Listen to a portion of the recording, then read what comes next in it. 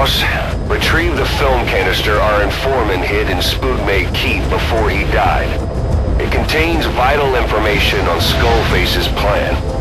For now, our only clue is the garbled photograph the informant tried to send us before the end. We're working on analyzing the data, but there's no time to wait. A KGB Spetsnaz squad is after the target as well. Boss, go to Spugmay Keep and use the VI to lead you to where the film canister is hidden. It is paramount you retrieve the target before the enemy does. Boss, we need you to get back a film canister one of our informants hid in the field. He was working under my orders to investigate the extraordinaries that showed up in Cyprus. The man on fire and the floating boy that keeps showing up where they're not welcome. Apparently they were the subjects of some top-secret research conducted by the Kremlin. Unfortunately, that meant our informant drew the attention of the KGB's Directorate S, and they took him out before we could make contact. The good news is he placed a report in a film canister and hid it somewhere in Spugmay Keep.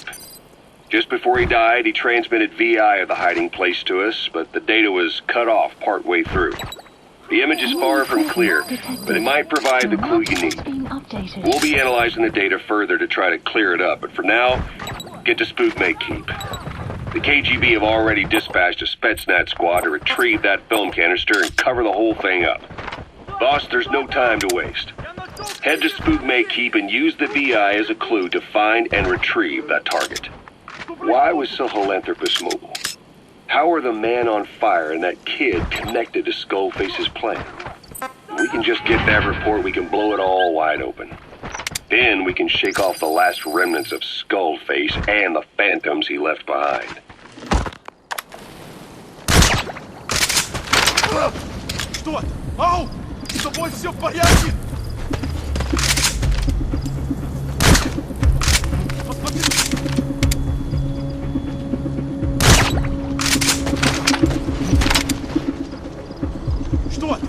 Guard post captured. Please select a drop point. Supplies requested.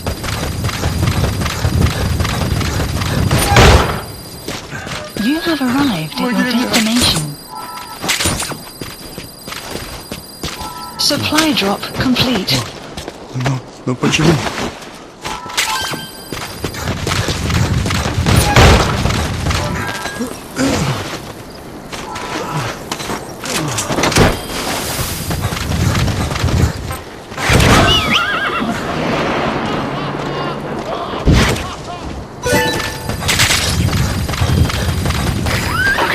Subject is in.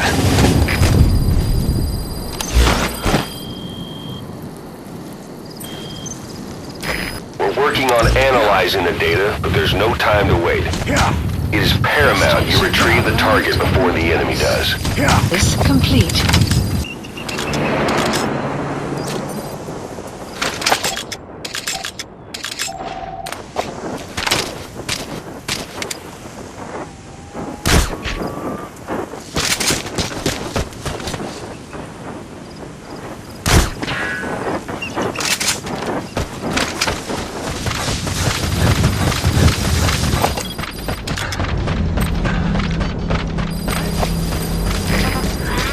The map has been updated.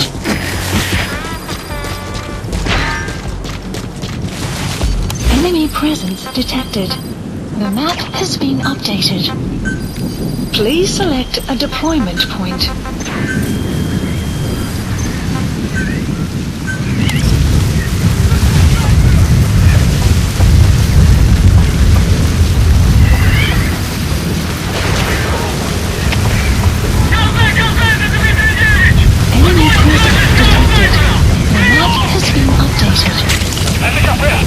You have arrived at your destination.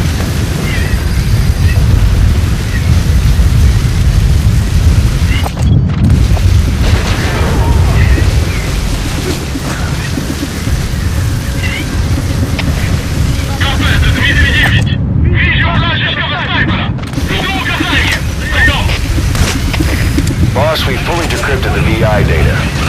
Now the target's hiding place should be clear as day. Check your iDroid.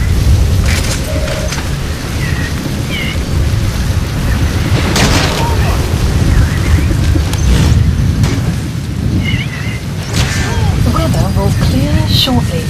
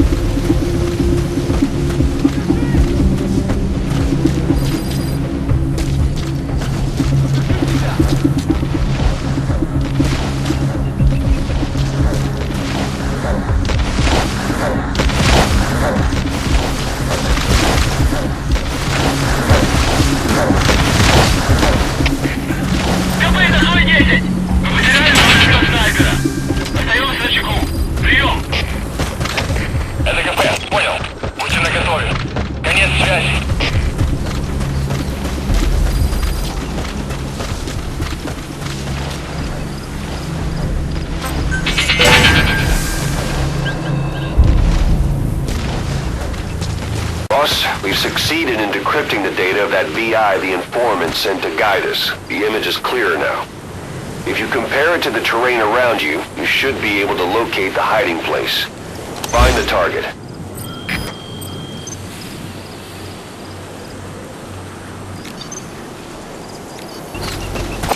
Enemy presence detected. The map has been updated.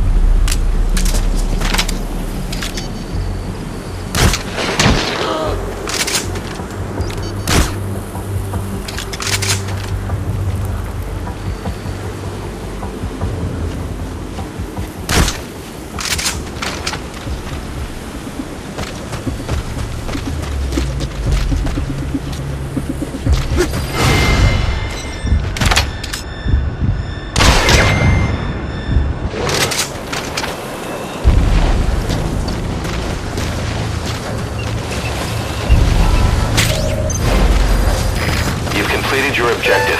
Now get out of the hot zone. Mission info has been updated.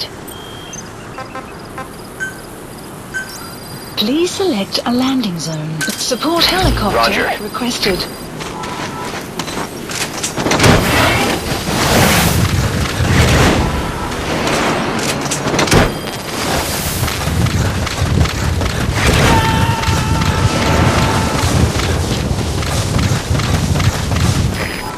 Extract him.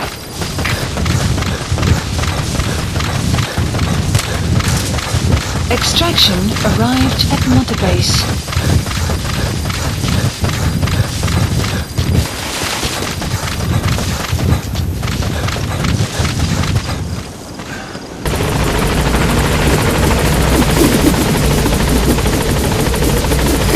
This is Pequod! On station at LZ!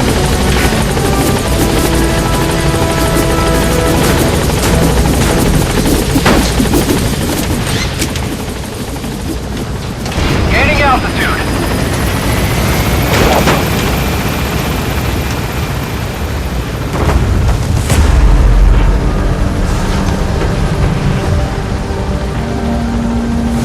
Exfiltrated hot. All right, you're out of the hot zone.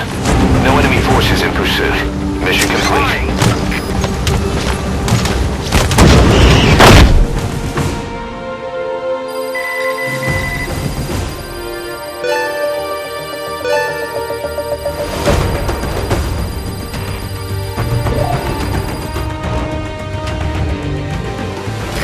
Mission complete. Great work.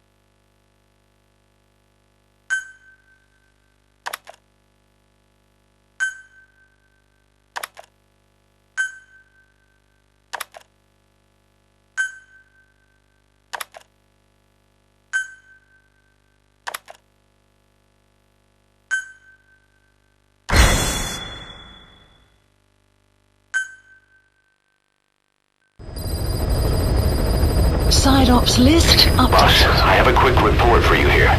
We've discovered a radiation leak in the laboratory on the quarantine platform. It's coming from testing equipment we installed the other day. Members of the medical team have been conducting research there, but we'll evacuate them all from the research block to the containment block next to it. Emmerich. There's no need to worry. No radioactive material is leaked, so the contamination won't spread. We just need to seal off the testing equipment. I've dispatched the security team to get the researchers out. I'll keep you updated.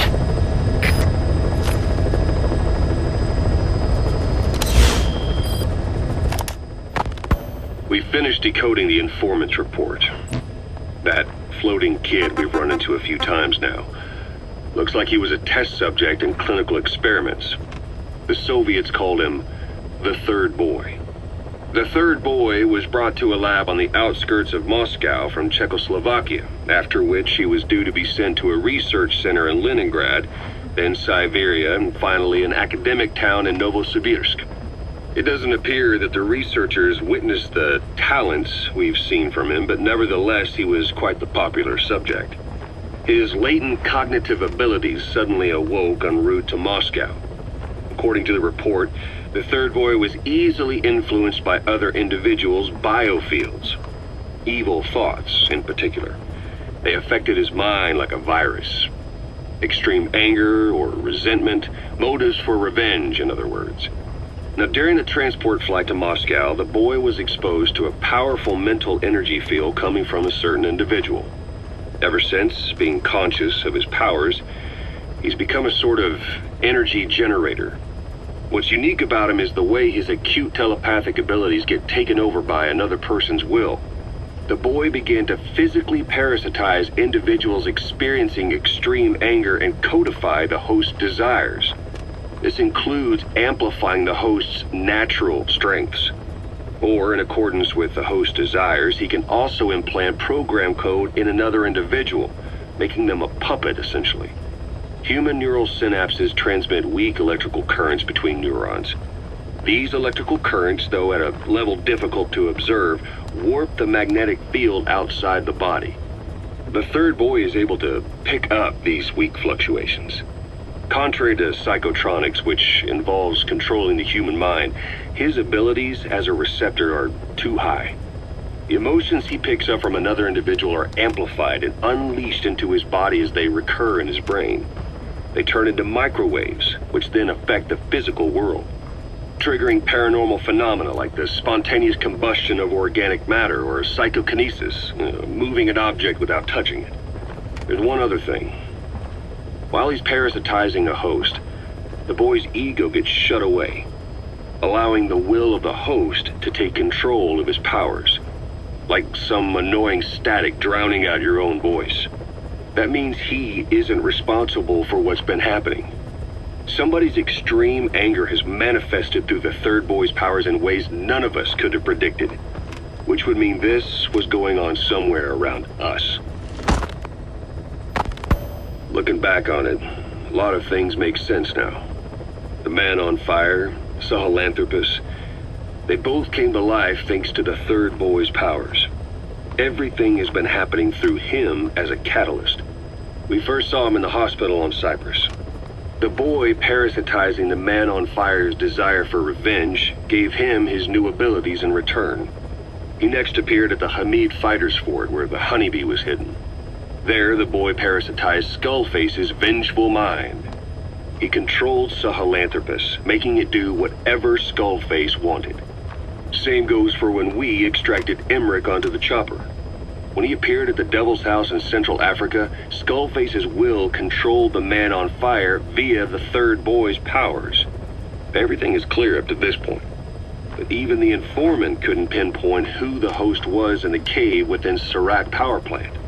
Sahelanthropus suddenly became active, then crushed not only the man on fire, but Skullface as well.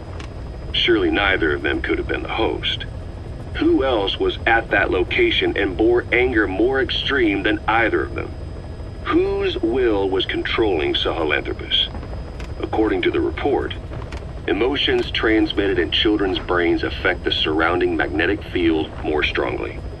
Cerebral nerves are covered with insulation called myelin sheaths to increase impulse speed. The reason for this leakage has to do with the fact that children's myelin sheaths are still developing. So, how many children do you remember being there? Children with a burning desire for revenge and bearing a grudge against you.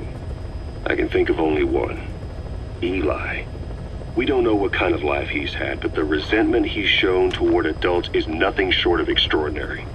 The third boy resonated with Eli's mind. And that means Eli bore the strongest animosity of all individuals within the boy's reception range, estimated to be a 3-mile radius, beating out even Volgin and Skullface. The third boy has probably remained hooked on Eli's anger since. You remember at the Devil's House, the third boy showed an interest in Shabani? That must have been his ego making a rare appearance. He may possess abilities far beyond anyone else in the world, but he's still a kid. Maybe them both being kids was enough to bring them together. And if so, maybe with Eli, he isn't feeding off him, but acting in symbiosis with him. So what kick-started the third boy's powers? If we look at the location and time that his plane went down, we can make a pretty good guess. When the plane experienced the first anomaly, it gave an accurate report of its position to a control tower, due north of the Black Sea, 125 miles east of Kiev. Dead south on the Black Sea is Cyprus's Green Line. So the plane's position was directly north of the hospital where you'd been asleep for 9 years. And this anomaly was reported at exactly the same time that you woke up. The plane was enveloped in flame from the inside out. The fuselage burnt to ashes. There were no survivors, at least not publicly admitted. Your thoughts formed a synchronicity with the boy's psyche and were amplified inside his brain. That would have been more than enough to trigger his abilities. Your rage was like a big bang in his head, blowing the lid off his powers. The boy was then secretly moved to the lab outside of Moscow where Volgin was comatose. There, Volgin's thoughts resonated with the boy and he was awakened. Volgin became the man on fire, hell-bent on getting revenge on you. His instincts led him straight to you. Skullface knew Volgin from Operation Snake Eater, or perhaps from even before. Monitoring this pair of extraordinaries, he discovered the hospital and sent his assassin and XOF. Skullface was probably watching the situation from close by. Then, realizing how useful these two test subjects could be, he approached them. Reacting to Skullface's thirst for revenge, this time the boy let Skullface's will control Volgin. Volgin, at times driven by personal revenge, at times through Skullface's will, kept on moving, though his body was little more than dead meat. Perhaps there were moments where even your thoughts affected him as well. But without the boy's power, it was like the plug had been pulled from the socket. Everything was powered by anger, malice, revenge. This is how the end of the report sums things up. Both the third boy and the man on fire were originally test subjects of paranormal research for military applications, like telekinetically controlling the leader of an enemy nation and making him launch a nuke, or stopping the heart of someone on the wrong side of the Berlin Wall, experimenting with latent human abilities. They were used as tools of the Cold War. The boy's only crime was being born with unique gifts. But he was sacrificed on the altar of war. His life reduced to slavery under other people's wills. Turned into a living weapon with no will of his own. And eventually, the only emotion he could feel must have been the desire to get revenge for the hand he'd been dealt. Boss, it's you that awakened the boy's powers. But there's more to it than that. I guess the anger emanating from you was something he could truly relate to.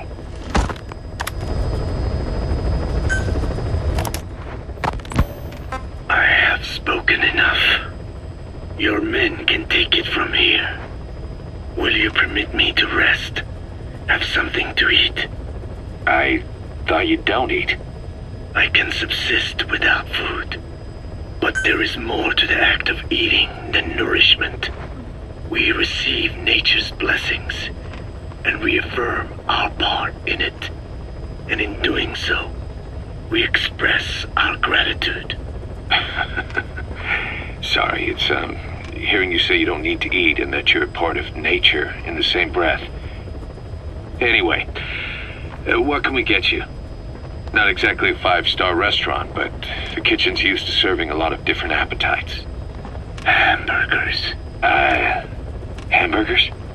Even we Dinne have become Americanized. I eat them often back home. And you just can't let them go. Well, as far as symbols of the American Empire go, hamburgers are pretty good. The victory of capitalism. Your people suffered so much at the hands of America, and you asked for hamburgers. We have suffered more than you can know. But I do not see hamburgers as an accomplice. A single dish, providing a balanced helping of nature's blessings. Meat, grain, and vegetable. How could anyone hate such a magnificent thing? Says the guy who can survive on photosynthesis. Balance has nothing to do with it. You just like a good burger. That is also true. Be warned, though. I have very high standards. Don't worry. I do too. All right then. One good old-fashioned all-American icon coming up. I look forward to it.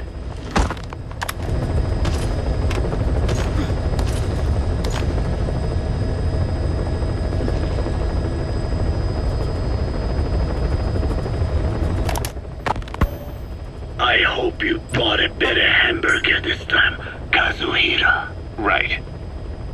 Well, The last one was lacking in every way. The patty was too thin, the bun too dry, and the lettuce days old at best. hey, that was 100% all-beef patty, and no shortening in the bun either. Nature's blessings, unadulterated, in hamburger form. Is that it? But when taste falls short, so does our gratitude to nature. Making such precious blessings unpalatable is sacrilege. I hate to admit it, but I think you're right. I should have known better than to settle for second best. That's why I had him run some more R&D, develop a new burger. In fact, one of our researchers just dropped by with the latest results. Here it is. See how you like this? We shall see indeed.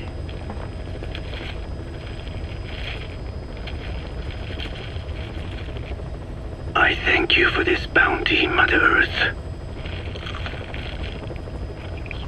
So, what's the verdict? Not bad. And? But it does not hold a candle to what I ate back home. Everyone's a critic. Damn it. I was sure the Kobe beef... But maybe we didn't have enough. If we had any more, we're cutting into our profits. Profits? We'll be taking a loss on every unit. What are you talking about? Huh? Oh, anyway, I'll be back with another round of product. I will be waiting. Did you say product?